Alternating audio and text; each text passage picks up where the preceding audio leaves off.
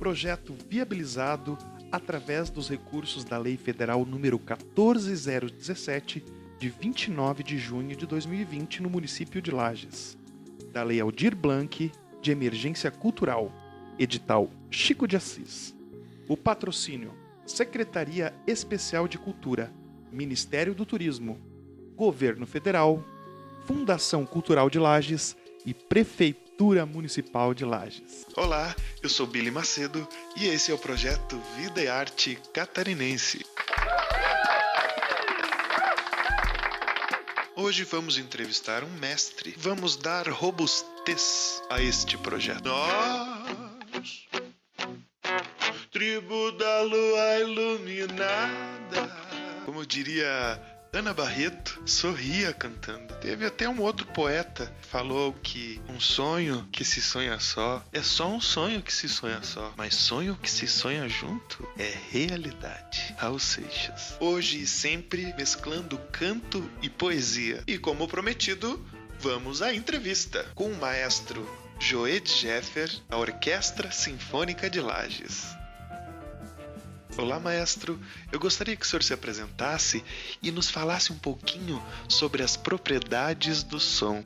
Olá, Billy, tudo bem? Então, primeiramente, fico agradecido aí por estar aprendendo um pouquinho também, somando e dividindo conhecimentos aí contigo e com toda a galera. Então, vamos falar um pouquinho sobre as propriedades do som na música. Bom, vamos começar um pouquinho falando da música em si. Então, quando a gente pega as teorias, os cadernos de teorias e livros, então está escrito lá, música, combinação de sons, a divisão da música, melodia, harmonia e ritmo, melodia, sons sucessivos, harmonias, sons simultâneos. Então pode ver que tudo tem a palavrinha som. Então o que seria esse som na música? Bom, o som em si é tudo aquilo que nós escutamos. Existem sons que a gente usa para fazer música, apesar da música hoje música moderna, às vezes até os ruídos são usados também para o som.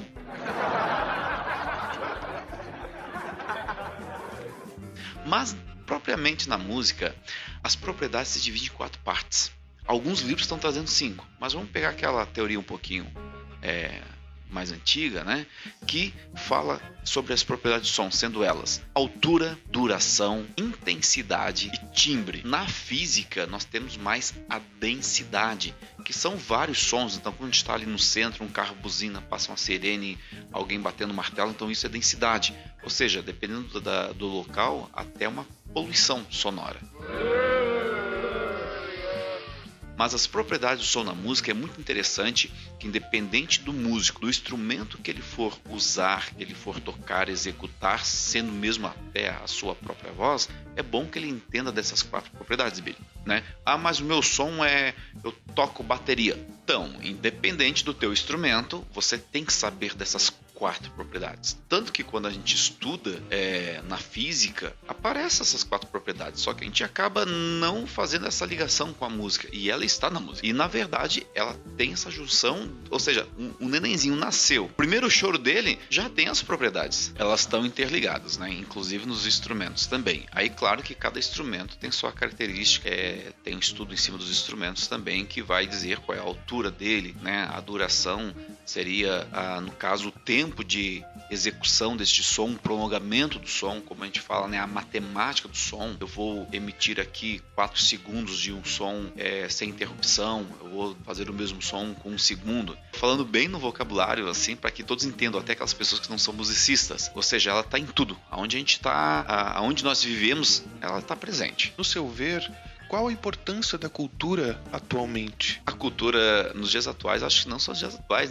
desde sempre. Então, quando a gente estuda um pouquinho da cultura lá do passado, quando a gente pega um pouquinho a antropologia, que fala sobre o ser humano, da onde surgiu o ser humano, ali já tem um pouquinho da cultura também. Então a gente vê lá os homens da caverna, os primeiros instrumentos que eram feitos com ossos e aí por diante, E sem contar a nossa cultura em si.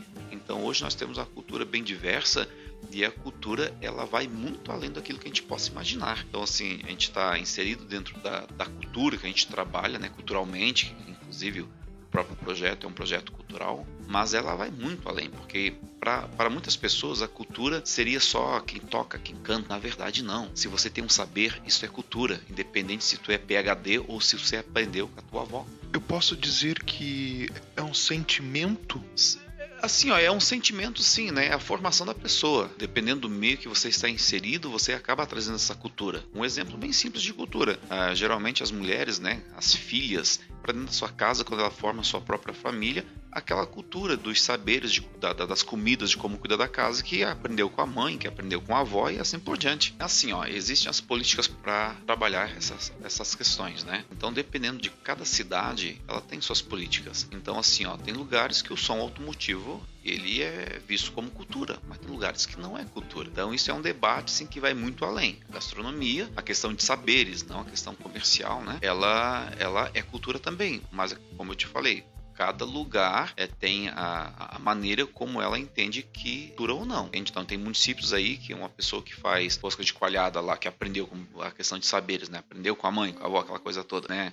Chocolates artesanais é visto como cultura, tem lugares que não. Aí depende de cada local. Para você trabalhar e mudar uma cidade culturalmente é a longo prazo. E às vezes é questão de gerações. Entende? Não é assim de uma hora para outra. E a cultura ela está em tudo. Então aí precisa que o povo, que as pessoas também, elas se unem quando são chamadas para fórum, quando são chamadas para reuniões de cultura, que elas venham saber o que é aquilo.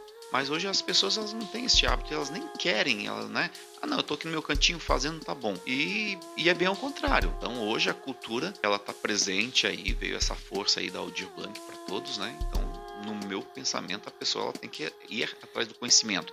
E as pessoas que têm o conhecimento da cultura é ser multiplicador desse conhecimento. E quantos corais o senhor rege atualmente? Hoje eu estou com 4 corais, mais a orquestra sinfônica, mais os trabalhos dados totalmente para a cultura. Assim, Billy, né? O artista em si, ele já trabalha 24 horas. Ele não tem horário, não tem final de semana, não tem dia, não tem noite, não tem nada. Ele é chamado, ele tá ali para trabalhar, né? Então, a questão, assim, que nem eu tenho bastante trabalhos, assim, várias áreas diferentes, é você administrar bem o teu tempo e separar as coisas, né? Olha, são 2 perguntas que as pessoas fazem numa só. O que você quer ser e aonde você quer chegar?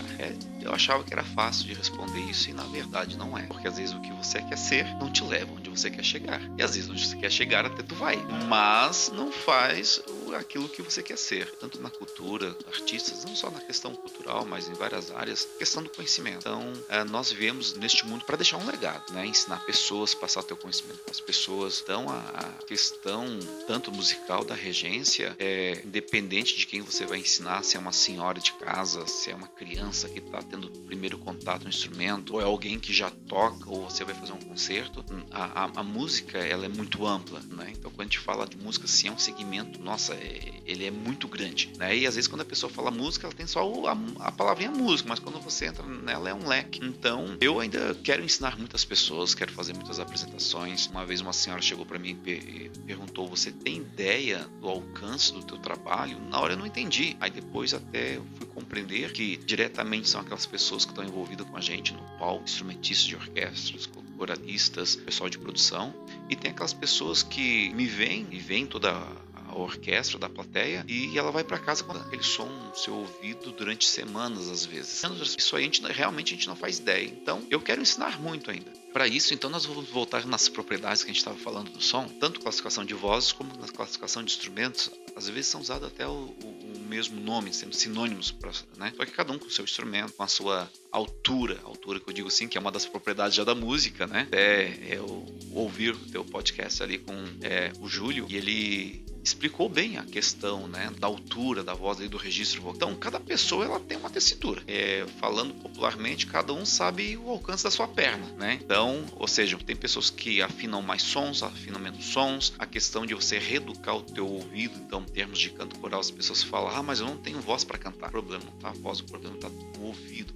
Se tu reeducou o teu ouvido, provavelmente você vai educando a tua voz também, porque é questão de imitação. Aí, claro que entra toda uma questão de fisiologia, anatomia da pessoa também, né? Trato vocal. Pessoas que já nascem com um talento, com um ouvido já, né? Ouve, já tem afinação. Tem pessoas que ela tem que desenvolver e tem pessoas que sempre tem que estar trabalhando isso. Então, uma das propriedades seria a altura. Então, na classificação de voz, nós temos alturas diferentes. Ou seja, se a gente estivesse num prédio 4 andares. Então, nós temos aquela nota dó que está lá no 4º andar, a nota dó que está no 3º andar, 2º e 1º. A mesma coisa que as vozes. Então, na classificação das vozes para canto coral sinfônico, o básico, porque ele vai muito além dessa classificação, mas um coral sinfônico nós temos o soprano, que seria o mais agudo das vozes femininas, o contralto, o mais grave, e o mezzo, que seria a região do meio, né? Então, para tudo isso, tem uma tessitura, ou seja, como tu falou, ali tem uma régua de medição, digamos assim. E das vozes masculinas, nós temos o tenor, que seria o agudo masculino, nós temos o baixo, o grave masculino, e nós temos o barítono, que é o meio, né? Nem o agudo e nem o grave, ou seja, onde a pessoa consegue cantar confortavelmente. Claro, para isso, nessa escala que eu estou colocando, a pessoa tem que afinar no mínimo 13 sons, ou seja, como se fosse 13 degraus. Tem pessoas que afinam 5, aí dá para cantar? Não, ela vai ter que desenvolver o ouvido até chegar nesses 13. Com tempo de estudo, né, professor de técnica vocal, ou até um instrumento ajuda a pessoa também, às vezes a pessoa vai aprender um instrumento musical, ele vai ajudar também nesse desenvolvimento, nessa reeducação de sua percepção, né? Então essa questão da altura, ela tá, assim como coloquei nas vozes, existem nos instrumentos também, independente se é instrumentos de madeiras, de cordas, né? Então tem essa classificação. Um instrumento que é bem simples, que a gente ouve falar muito, é flauta doce soprano. Por que soprano? Porque dentro da família das flauta doce, ela tem um som agudo, né? Aí nós temos a flauta contralto, então ela vem da mesma ideia. Tem saxofone soprano, saxofone alto, sax tenor, sax barítono, né? Então os instrumentos ali, quando a pessoa entra na música, depois ela consegue perceber, fazendo essas ligações com o instrumento. Isso aqui acontece ali, mas acontece na voz, acontece no instrumento. E claro, cada um com suas características, né? Mas muitas palavras são usadas em sinônimos sim para questão de instrumentos, questão de música. Bom, a questão da duração, ela tem a ver com tempo de prolongação deste som. Quando você tem uma voz tanto falada como cantada ou até um instrumento musical, você executou lá um monossílabo ou algum som num violão, um cavaquinho, independente do instrumento. Ele deu uma altura, ou seja, ele emitiu uma frequência. Dessa altura, ele vai ter uma prolongação, que seria a duração desses sons. Aí, para quem estuda partitura, que são aquelas bolinhas que tem lá, né? Aí, ou seja, para cada tempo existe um símbolo, né? Então, a pessoa vai aprender aquele símbolo, né? Vai ter um nome e um porquê daquilo lá. Então, isso aí é o que trata a questão da duração. Mas eu não sei tocar por partitura e canto sozinho em casa. Mesmo assim, a pessoa está fazendo a duração. Você canta no banheiro, a maneira como você canta, você está tendo uma prolongação destes sons para cada palavra, para cada frase, né? A duração também tem a ver muito com a questão da respiração. Quem respira corretamente, vai provavelmente cantará melhor e a sua duração, a emissão do som será muito melhor que a cantar com diafragma, né? O Júlio deve ter comentado alguma coisa sobre essa questão de duração também. A intensidade, sim, ela tem a ver com a força, né? A força empregada na execução dos sons. Então, um exemplo bem fácil. Então, digamos assim, na tua sala aqui tem um bocal de luz, você acendeu só aquela luz. Aí tu vai lá no relógio, você vê que ele está andando num certo movimento. Mas digamos que dentro da tua casa você acendeu agora 20 bocal de luz. E mais computadores e geladeira e tudo. Se tu olhar lá, você vai ver que o negócio lá tá rodando bem mais. Ou seja, é questão de energia. Então é a força empregada, a energia que você coloca na execução dos sons. Então uma pessoa que vai aprender a tocar um violão, né, que é o teu instrumento, filho, né, às vezes a pessoa dá umas pancadas ali e não precisa daquilo tudo. Mas, claro, com o tempo a pessoa ela vai tendo a sensibilidade na mão, né, e vai conseguindo controlar esse volume, né, essa intensidade. Então é até bom ter falado na questão do volume, que muitas pessoas eles acabam colocando o volume para altura. Altura não, a altura vem de altitude, alto, médio e baixo, né? Agora, quer falar bonito? Diga assim, eu vou aumentar a intensidade da televisão. Claro que popularmente a gente fala em altura, né? Quando você emite um som, então ali você teve uma altura, você teve uma duração e você também teve uma intensidade. Aí você vai vendo assim, poxa, então se eu falar, teve uma altura, uma duração, uma intensidade, né? Se tocar uma corda do violão, teve uma altura, teve uma duração e uma intensidade. E claro que agora vem a outra propriedade, que é o timbre. Então o timbre, ele é a característica dos sons. Mas como assim característica? Que tem sons que a gente não pega na mão, né? A gente apenas ouve. Sim, é você identificar, discernir os sons. Um exemplo muito simples, quando nós tínhamos telefone fixo que não tinha a bina, não tinha o identificador chamada, você já conhecia a pessoa só pela voz da pessoa, ou seja, pelo timbre da pessoa. Então, se eu for tocar um piano, um violino e um violão, e você estiver numa outra sala, posso te perguntar: que instrumento é este? Você vai dizer: não, este é o som do piano. Por quê? Você conhece a característica daquele som, você conhece o timbre daquele som, entende? Então, quando eu falo qualquer palavra, ou canto, ou voz falada, tanto voz falada como cantada, ali eu vou ter as 4 propriedades: a altura, a ação, a intensidade e o timbre. Aí, claro, se você faz técnica vocal, se você trabalha a postura, se você estuda o teu instrumento, você vai emitindo um som mais bonito, você vai deixando esse timbre mais bonito, porque até na orquestra, os instrumentos, nós temos instrumentos mais sonoros, que emitem mais sons, nós temos instrumentos mais aveludados. O timbre, na verdade, ele tem a ver até com a tua personalidade, né? Então a pessoa às vezes ouve ali, ó, fulano, às vezes, dependendo da maneira como a pessoa está falando, você já começa a definir: não, hoje está de bom humor, hoje está de bom humor.